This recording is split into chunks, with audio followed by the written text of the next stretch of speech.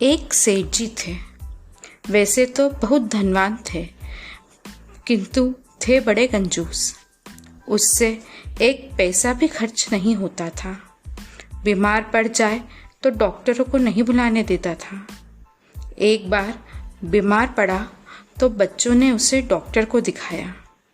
Doctor ने कहा कि 1000 रुपये लगेंगे, जबकि वह कहता 500 रुपये में तो अंत्येष्टि का सारा सामान ही आ जाएगा। वह मरणासन स्थिति में आ गया। निरंतर अपने धन, जमीन, जायदाद की रट लगा रहा था। डॉक्टर का कहना था कि यदि इनके दिमाग से तनाव बढ़ाने वाली सारी बातें निकाल दी जाए तो यह और जी सकते हैं। यह सुनकर सेठ जी की पत्नी ने आखिर एक समाधान निकाला। उसने अपने पति यानी सेठ के एक पुराने मित्र के बेटे को बुलाया, जो एक दर्जी था। पत्नी ने उससे कहा कि मैं तो परेशान हो चुकी हूँ, अब आप समझा सको तो मेरे पति को समझाओ। वह बेटा उस कंजूस के पास पहुंचा और कहा, सेठ जी, क्या आपको पता है कि डॉक्टरों ने कह दिया है कि आपकी मृत्यु कभी भी हो सकती है? सेठ ने गर्दन हिलाते हुए कहा, हाँ भाई, यह तो मुझे ज्ञात है।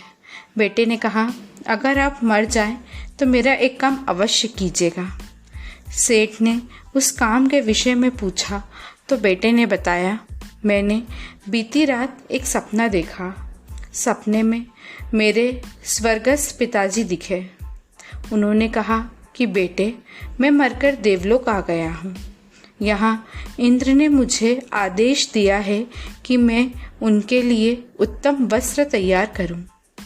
मैंने और तो सारे इंतज़ाम कर लिए हैं, पर यहाँ एक चीज़ नहीं मिलती, और वह चीज़ है सुई।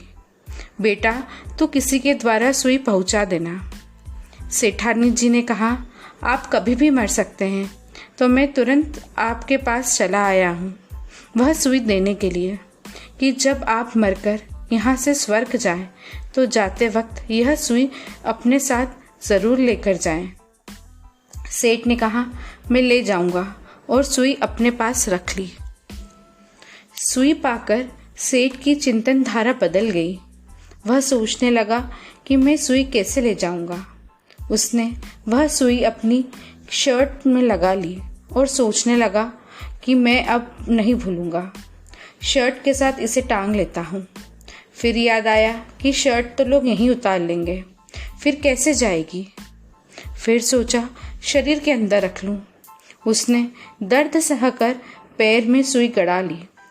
कुछ समय बाद याद आया, अरे यह शरीर तो यहीं छूट जाएगा, फिर सुई कैसे जाएगी। रात भर चिंतन मनन करता रहा। प्रातः दोस्त का बेटा उसके पास पहुंचा और पूछा, सेठ जी, आपने सुई ले जाने के लिए प्रबंध तो कर लिया है ना?